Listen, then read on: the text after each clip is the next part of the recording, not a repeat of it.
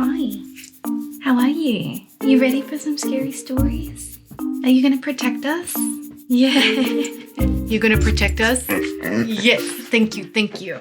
Hello, best friends, and welcome back to our safe, cozy space of the big scary internet that we're about to make a whole lot scarier today. I am so glad to see you. I hope you're doing amazing. And just in case those around you have dropped the ball and not told you today, like all of this is looking divine. If you are new here, then hello, my name is Liz and I am so happy to meet you, but none of that really matters because as usual, we are joined by Lily, the main character who single-handedly basically runs this entire channel. Right, Lil?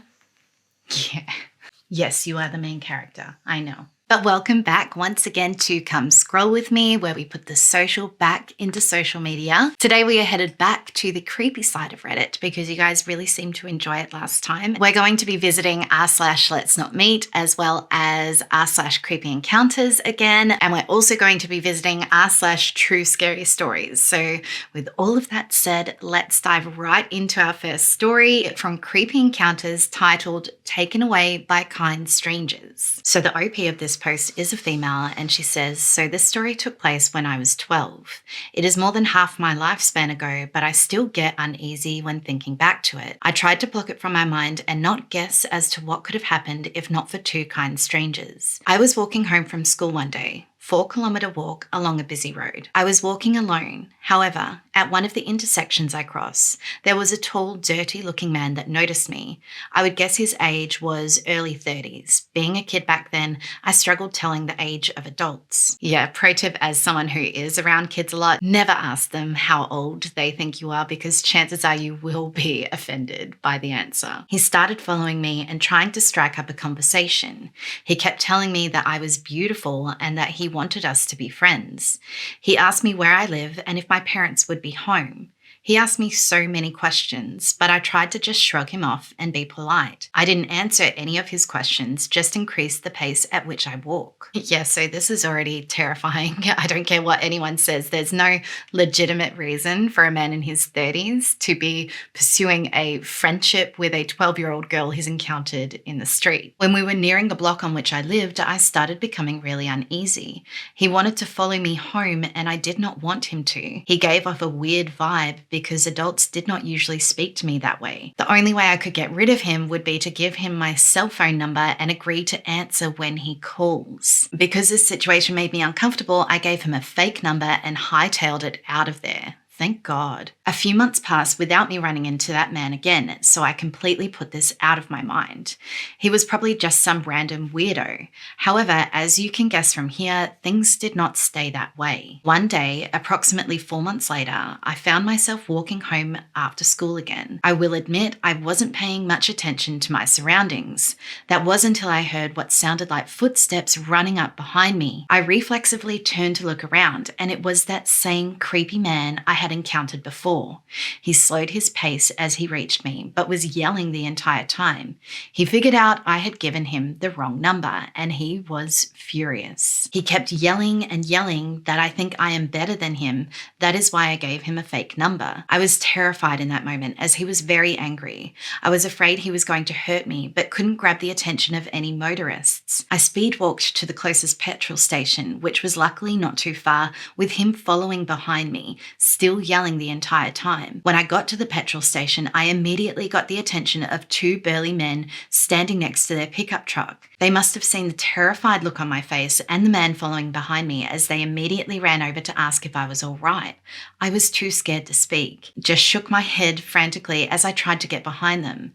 They immediately demanded to know why the man was following me.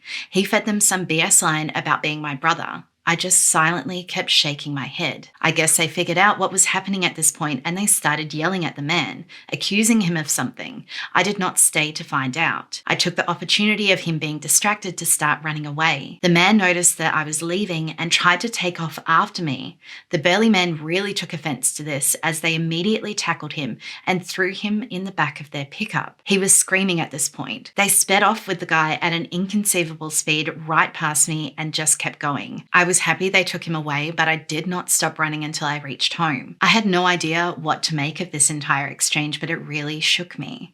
I do not know where they took the creepy guy or what they did with him after. In all honesty, I did not want to know.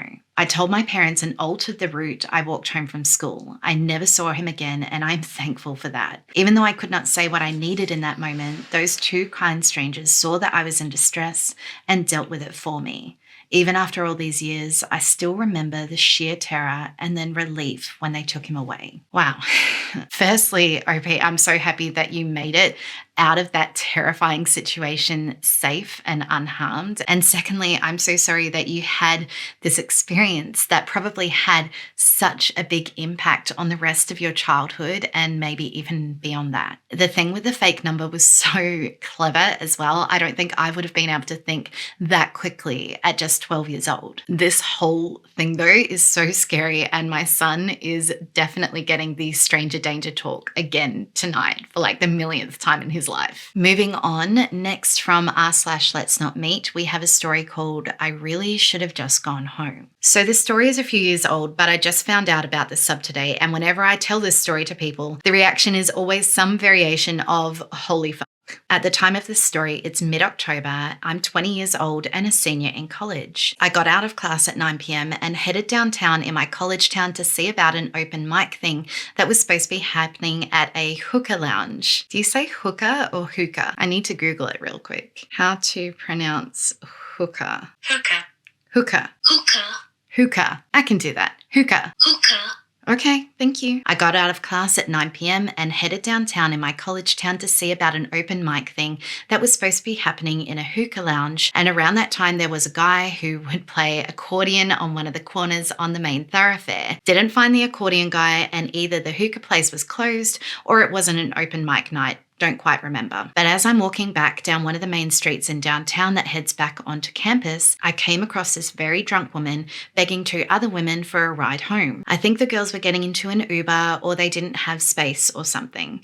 Point is, the other women weren't taking her and couldn't/wouldn't help her. Mind you, this is a Thursday at 9-ish at night. When she finds that the other women can't help her and I'm walking past, she turns to me to ask for my help getting home. For context, I still have my backpack on, my phone's running low, but I have been at this school in this town for 3 years at this point. So I know downtown and campus pretty damn well on foot. I am also a young AFAB, assigned female at birth person. This is important. Also note, I do not have a car at this point in time. She gives me an address, and it's maybe a 15 to 20 minute walk north, slightly northeast of where we were at, and I knew the general area where it was, so I was more than happy to be a good Samaritan and walk a drunk woman home who didn't feel safe. Boy, do I regret my bleeding heart after this. Yeah, if we were on any other subreddit, I'd be like, good for you and your kind-hearted self, OP. But we are where we are on r/let's not meet. So this is all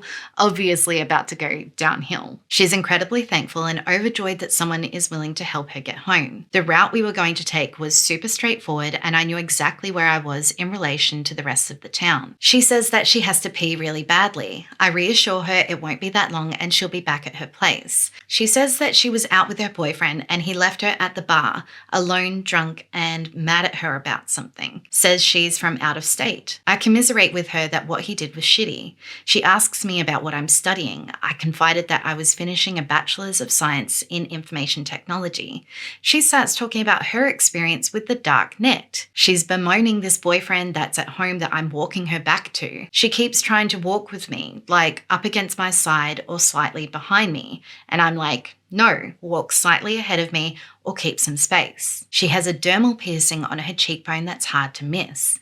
She is getting more and more manic and weird as we walk along. We get about half a mile into North Downtown, less than a mile from the address she gave, and the boyfriend's calling her and being a real douche nozzle. I'm about done with this guy from the shit she's telling me about this, that, and the other thing. So she puts him on speakerphone and I tell him to chill the fuck out. We're on such and such road close by. His tone changes in an instant. He goes from hostile and angry to surprisingly chill.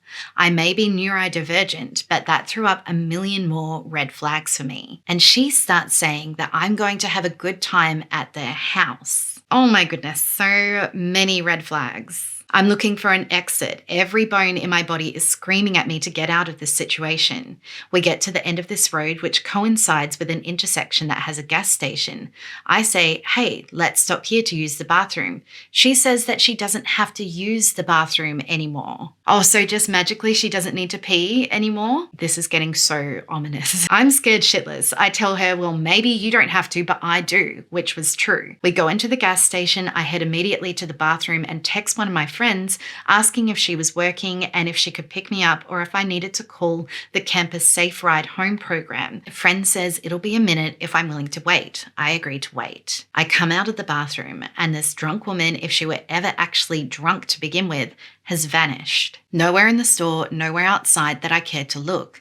I buy a soda and wait for my friend and her friends to come save me effectively. I'm later told that facial dermal piercings like hers are sometimes affiliated with human trafficking. And to be honest, the vibes and the changes in tone in the narrative that was being spun around me, walking this woman home, and how she just completely vanished on me when I got to a safe place with lights and cameras and such, I have to wonder if that wasn't the plan. I won't ever know for certain, but it certainly scared the ever-loving daylights out of me as a 20-year-old. My friend and her friends pull up and take me back to one of their dorms, and I spend more of the evening with them so I wasn't alone. Forever thankful for 3 underclassmen for rescuing me from a gas station at 10 p.m. A good while after this happened, I was out at a drag bar getting cross-faded with friends, and I recognized her at a table near ours, and I was completely panicking the rest of the night, terrified of this woman and what could have happened before and then. I do not blame you, OP. I would have been freaking out too. Too long, didn't read.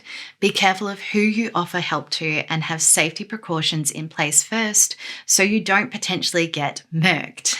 So yeah, let's not meet again, Ms. Drunk Woman. A freaking man. OP, this story gave me all of the chills. And another case of quick thinking in insisting on going to the gas station, even though this maybe drunk, maybe not drunk woman had magically decided that she no longer needed to pee. It's so creepy, like you said, that once you were in a more populated place with lights and probably cameras, she just disappeared. Like maybe if she was drunk, she just stumbled off, but there are enough red flags in this story for me to feel like you were right, OP, and there was something more sinister happening here. And I am so glad that you're safe. Moving on, we have another one from Creepy Encounters called Looking for My Lost Cat Almost Cost Me My Life and My Sanity. I went out looking for my lost cat during the evening at 10 p.m. There's a school nearby that my cat could have easily gotten into.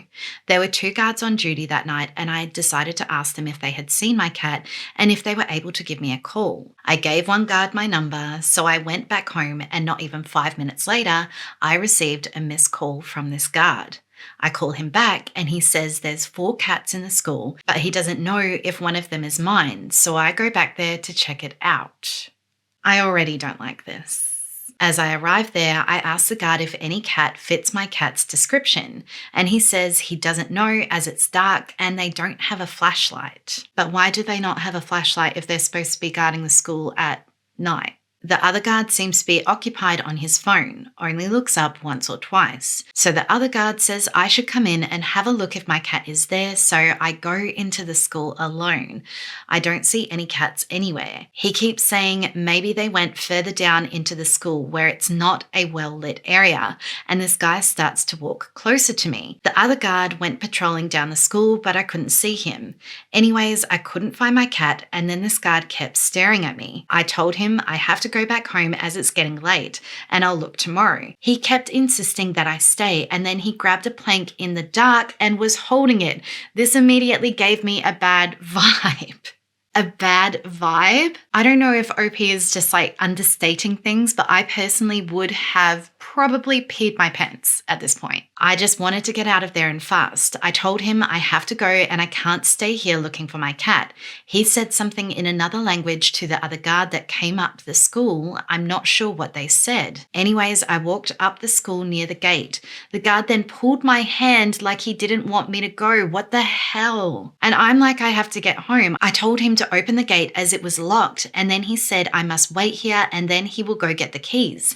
I then told him my my father is a lawyer and will be out looking for me.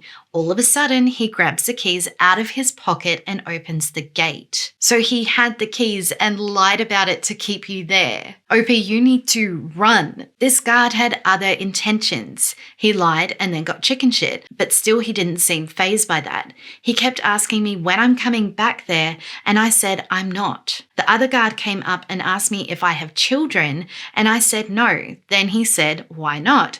I said, it's not your business. Anyways, I went back home safely. Thank God. But things could have gone wrong very easily, and I could have been raped and God knows what. This guard hasn't stopped trying to call me though. The whole weekend I've been receiving missed calls. I don't know what to do, but I'm thinking of reporting these guards and getting them fired, but I don't know who to go to, as their boss or the man that hired them hires guys off the street, it looks like. How do I report this without putting myself or my cat in danger? I'm afraid if they see my cat, they will harm him, so that I keep walking around looking for him by the school. Update: reported the guy to school's governing body. He got fired but apparently went to work last night. The guard was acting very suspicious, and his other guard friend was also on patrol, and another guard too, so 3 guards and all covering for each other. They all were ignoring my questions about my cat and if they've seen him. Oh, OP, you went back. Please tell me you at least brought someone with you this time. My dear cat hasn't come home this morning, and I'm super worried he came to take revenge and he has hurt or killed my cat because my cat is nowhere to be found. I feel devastated. Tomorrow I'm allowed to go search the school after the students have gone home. Okay, so this whole story, like from the second it started when OP said that she went searching for her cat at 10 p.m. at night, it felt like a horror movie where the whole time you're screaming at the characters to not do whatever it is they're doing because you know that the killer is right there, just off the screen. OP, I know you're worried about your cat. I hope your cat is okay, but I need you to be okay as well. Please don't go back to that school. And ideally call the non-emergency line for the police wherever it is that you live and report these guards, because I'm concerned about anyone else who just happens to be walking past that school at night, because these guards sound incredibly shady. So glad we have Lily here to protect us, because some of these are legitimately scary. Moving on, we have another one from Creepy Encounters called Just Got a Hitch from a Guy Involved in 2 Suspicious Missing/Death Cases.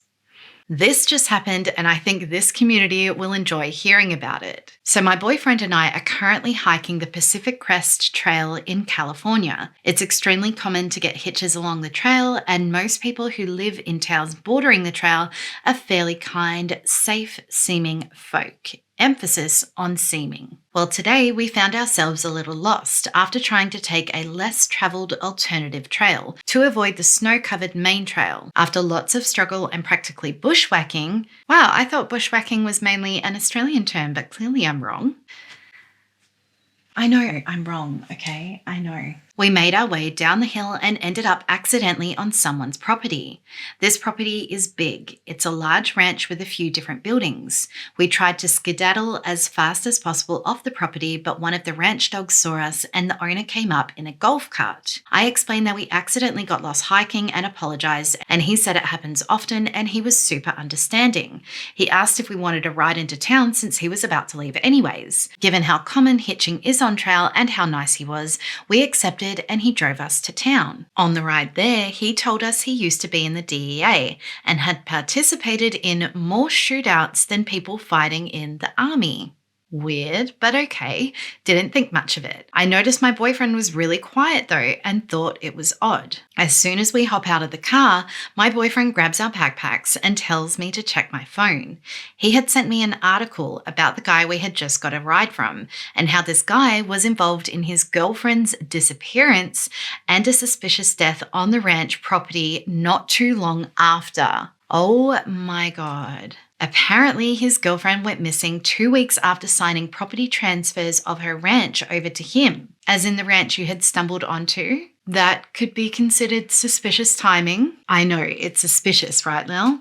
We're suspicious. She was never found, and the suspicious death on the ranch was a worker who got killed by an ATV, but toxicology showed a overdose. Given his DEA background, I found that part specifically suspicious. Yes, I agree, OP. This whole thing is getting more and more suspicious. Also, he is on the sex offender registry for groping 2 women on a snowmobile tour. So just the cherry on top, I get it. So yeah, I'll send the article if people are curious. My boyfriend and I are 100% okay, but just shook that we got a hitch from a possible murderer. I think he did it. Be careful with who you get hitches from, even if they're friendly.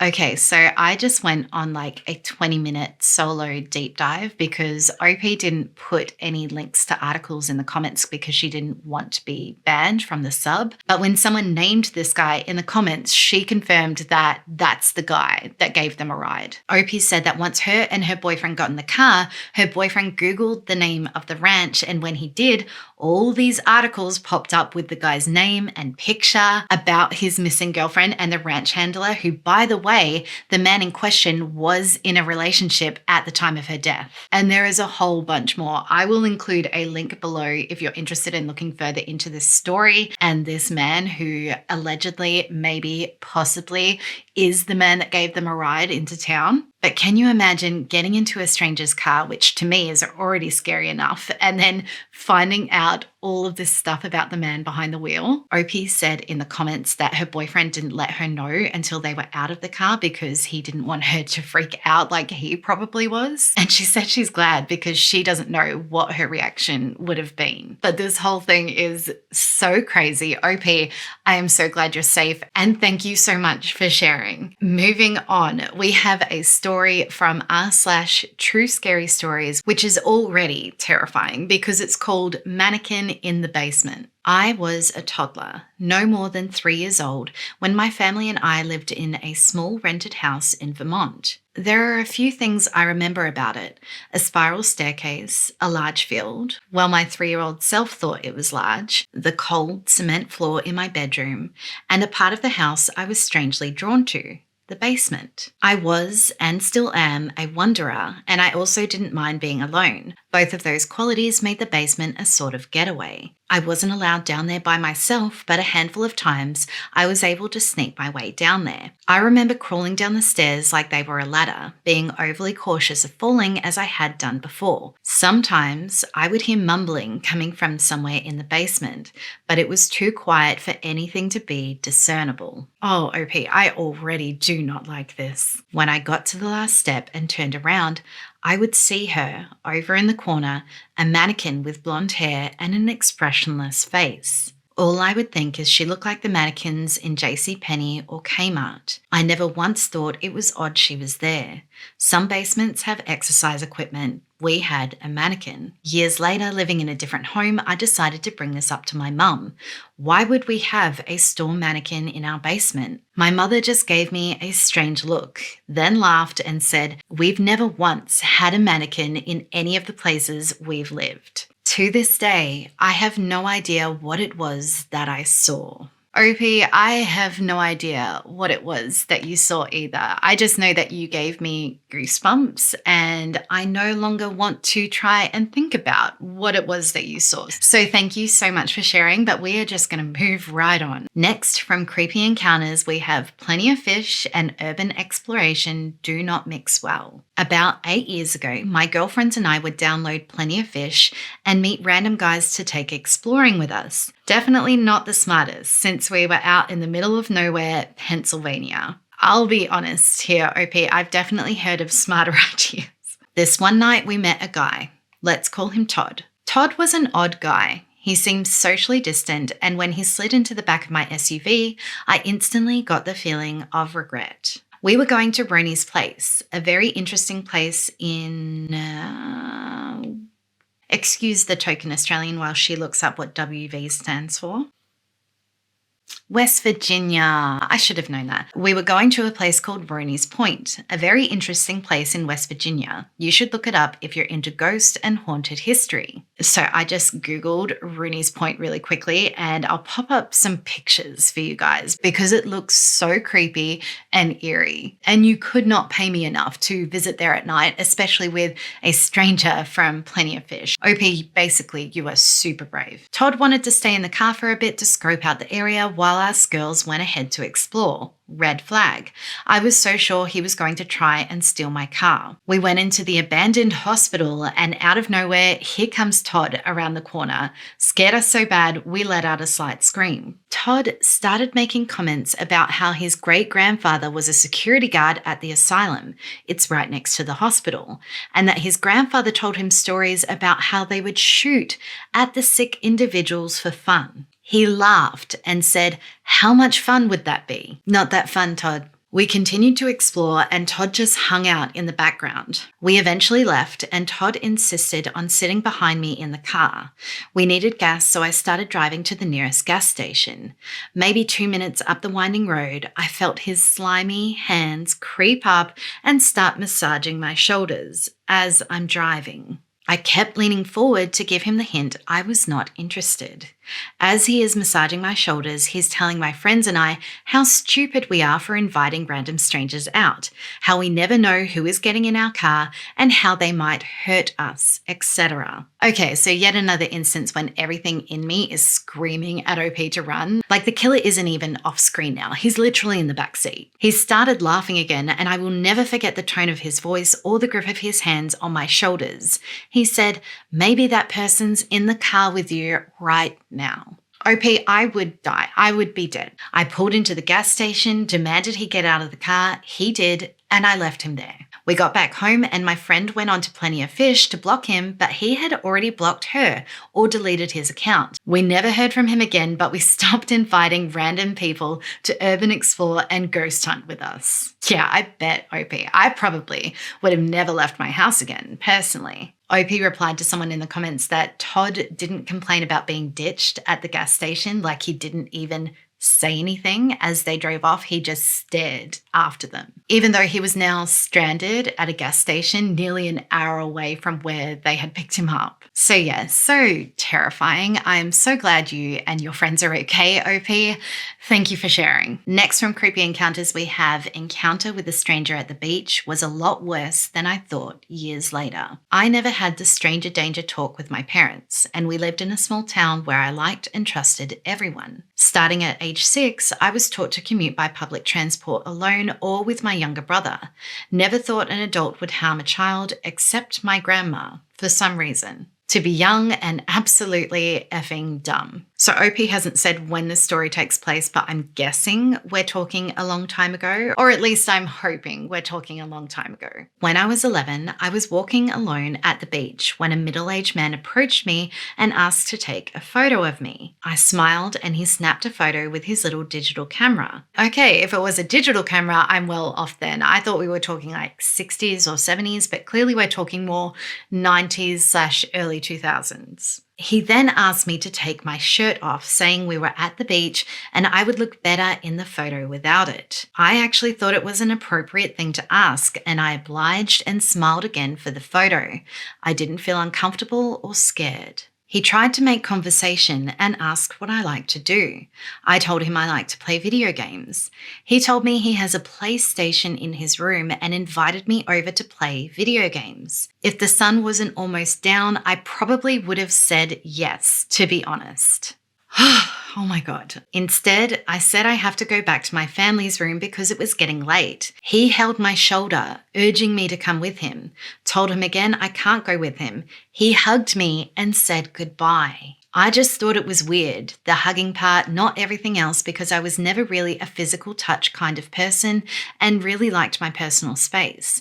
But I just shrugged it off and never spoke about it to anyone. Years later, in one of my deep shower thoughts, I realized how messed up that was. And there's an edit. On many sleepless nights, I think about how somewhere out there, a freak has a photo of me when I was a child. I feel for people who have had it way worse. Jeez Louise, OP, I am so happy that you're safe. Stories like these make it so scary to me how innocent and vulnerable and naive children really are. And your reaction to this man in this story really highlights that. Like, obviously, you realize now that this encounter was almost positively not as innocent as you thought at the time. But when you said that if the sun hadn't been going down, you probably would have said yes. Basically, my son is getting the stranger danger talk every day for the rest of his life from here on out. Okay, moving on for our next and final story, we have one from True Scary Stories called Stalked by a Psycho on a Summer Camp Camping Trip. I've told this story probably over 100 times, and despite being the most terrifying thing that's ever happened to me, I've come to appreciate that it makes for a great story, so I figure I'll share it with you all here. I should start by saying I've always hated going camping. Same, OP, same. My parents sent me to summer camp every year in Colorado, which involved at least one camping trip into the woods. Despite the brevity of these trips, I always resented them. The heavy bag, the lack of toilets, the spiders that always found their way into my tent. Yeah, so we don't really do the whole summer camp thing here in Australia, but from what I've learned from movies and TV shows, I can pretty safely assume that it would not have been young Liz's idea of a fun time at all. When I turned 16 and became camp counselor in training, however, my distaste for the whole experience briefly changed. At that age, we were only a few years older than the oldest campers, but we were given considerable leeway in what we were allowed to do. Most nights we would have to stay in the cabin with our campers, but it was rumoured that the camping trip at the time was where counsellors in training could get drunk, smoke weed, and hook up with each other after everyone else went to sleep. Yeah, I guess if you want to be killed by Jason Voorhees in a Friday the 13th film. What I didn't know, however, was that the events of that camping trip would dissuade me from ever going camping in the woods again. The trip began as any other. Altogether, there were around 30 people on the trip, 4 counsellors in training, 4 counsellors, and around 20 or so boys and girls between the ages of 13 and 14. Walking in a single line up and down various trails, you could hardly hear the sounds of nature over conversations and laughter of the campers. Several hours went by.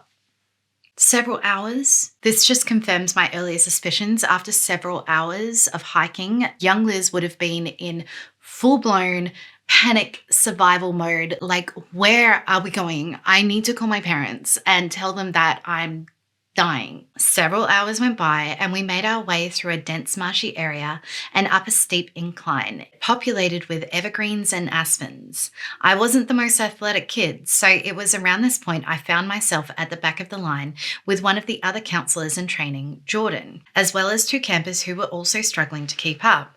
The 4 of us started chatting, and in our distant state we began to fall more and more behind the rest of the campers, until the last of them faded out of view around a bend about 50 feet up the way. Unconcerned, we kept walking at the same slow pace, but after 30 minutes or so, the trail started to level off and I began to feel increasingly anxious.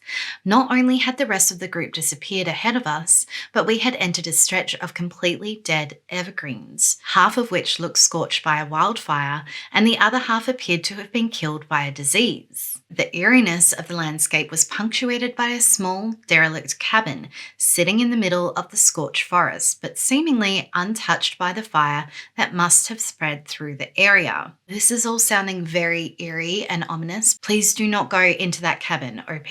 We were so enraptured by the scene that one of the campers screamed when a twig broke behind us. Jordan and I started laughing a bit, but we quickly stopped when we turned to look where the sound had come from. Not 20 feet behind us was a haggard-looking man with a messy nest of black hair and a long black beard, slowly making his way up the trail with his eyes locked on us. He didn't appear to have any hiking supplies on him, and we didn't know how long he had been walking behind us. But young, we were pretty freaked out. But Jordan managed to give this guy a slight wave before saying to the rest of us, "Come on, let's speed up and get back to the rest of the group." As we turned to continue our way up the path, the man mumbled a question that was hard to hear, and I was shocked when Jordan turned around to ask the man to repeat himself. The man muttered again, slightly louder, "Going camping?" Jordan answered the man that yes, we are going camping, to which the man smiled slightly before stating in a creepy and ominous voice, Better be careful. We nodded and gave a half-hearted thank you before continuing on to try and find the rest of the group, this time at a much faster pace.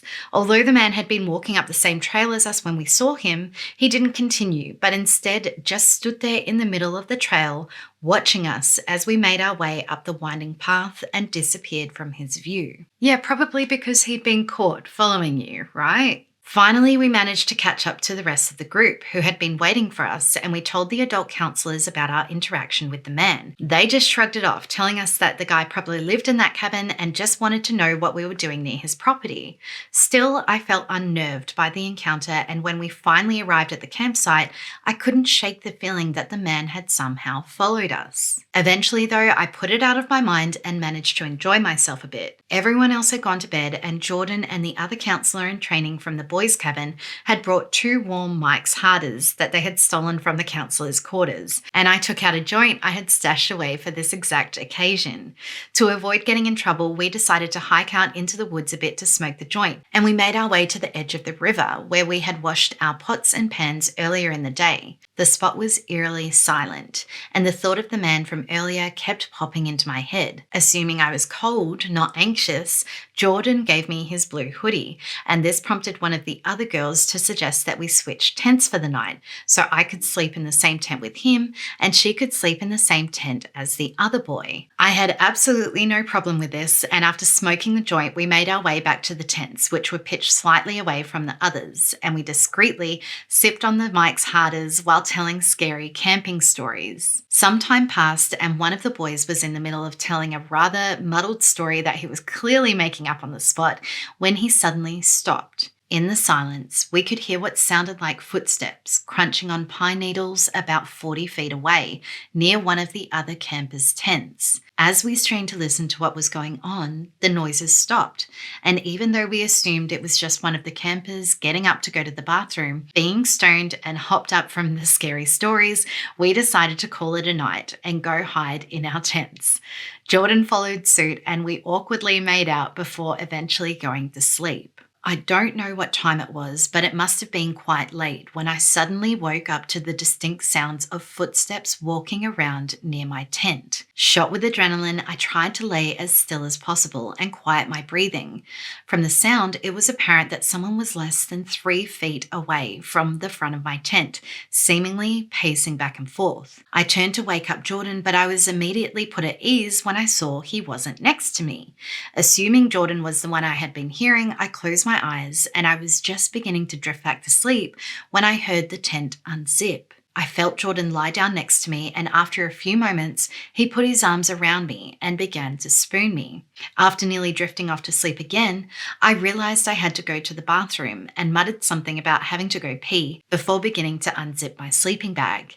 Seemingly annoyed by the noise, Jordan lazily turned over, pulling his hoodie up over his head before going still again. Quietly, so as not to wake him, I unzipped the tent and quickly scanned the campsite for any movement. Comforting myself that Jordan had just gone to pee and was fine, I put my shoes on and began making the trek across our campsite to the designated pee zone. I had just made it into the area and pulled my pants down when I heard rustling coming from the campsite, as if someone was rummaging through our supplies and bags. Still slightly drunk, I tried to pull my pants up, and in my haste, I lost my balance and tried to catch myself with a branch that made a loud snapping noise when I grabbed it. I tried to gather myself as quietly as I could, but when I finally managed to look up, I could see that there was a figure making its way across our campsite in my direction. Before I could even think, I was blinded by the bright light of a flashlight shining directly into my eyes, and the light was getting bigger, so whoever it was, they were coming toward me. Frozen and panicked, the figure got 10 feet away from me before I heard Jordan's voice say, "Sorry, it's just me." I breathed a sigh of relief, but then Jordan asked me something that really confused me. "Have you seen my blue hoodie? I know you gave it back to me, but I think one of the campers might have stolen it from my bag while I was sleeping." After a brief pause, I managed to stutter out, "But you were just wearing it when you got back in the tent." What he said next made my blood run cold. "What are you talking about?" he said. "It's been missing since we got back from the river. I even went down there to see if I had left it by accident, but I couldn't find it. I thought I'd check the boys' bags, and that's when I saw you." My confusion quickly turned to sheer terror as I realized that the man who got into the tent with me just moments prior hadn't been Jordan. So who was in the tent with you, OP? It was Blackbeard, wasn't it? How horrifying. Sensing that something was wrong, Jordan asked me what happened, and I managed to get out that whoever stole his hoodie was sleeping in our tent. Not believing me, Jordan insisted on walking back to the tent to check it out. As slowly and quietly as possible, we made our way to the side of the tent, and when Jordan flipped on his flashlight and shined it through the nylon lining, he let out a high-pitched scream. We could both see the clear outline of a man's shadow lying still inside our tent. What happened next is a bit of a blur, but we ran to the pod of tents on the other side of the campground where the older counselors were sleeping and frantically unzipped their tent and started yelling for them to come out and that there was a man in our tent.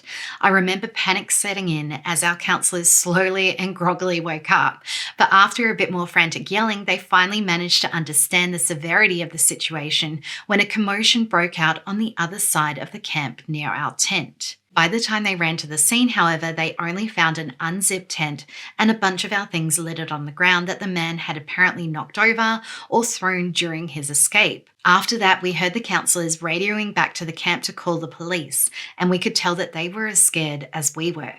I don't think any of us slept after that. Luckily, we only had to wait a few hours for the sun to come up, and by that time, a few of the other counselors had arrived with guns to escort us back to camp. On the way back down, one of the campers found Jordan's jacket tied around one of the trees on the path like some kind of marker. Needless to say, he didn't want the hoodie back, and we just left it there. To this day, I can't say for certain that the man in the tent was the same guy that we ran into earlier on the trail, but his face and that night still haunt me. But I mean, if it wasn't Blackbeard, then who was it, OP? Or maybe when Blackbeard said to be careful, he was actually trying to warn you about whoever that man was that ended up in your tent because he knew you weren't safe, which makes this whole thing somehow even creepier. Thank you, OP, for sharing. I can certainly understand why you've told that story so many times because it's absolutely terrifying. And thank you also for confirming my belief that summer camp absolutely would not have been for me at all. This whole story is incredibly creepy, but the thing that stands out for me is the hoodie left tied around that tree just out in the open, like a signal for everyone to see. Like that is just the cherry on top for me, and I am officially out. But that is where we are leaving off today, guys. Thank you so much for hanging out with me and Lily today. We appreciate it so much. I would love, of course, to hear your thoughts on these stories in the comments or any creepy encounters that you've had. Please share. I would love to hear about them. If you are still watching and not already subscribed, then I would absolutely love if you did that so that you and me and Lily can be best friends forever and ever and ever. And if you are here every week hanging out with us, I just want to say a huge thank you. You guys mean the absolute world to us, and your support is just amazing. I hope you all have an incredible week, and me and Lily will be counting down the hours until we see you in the next one. Bye.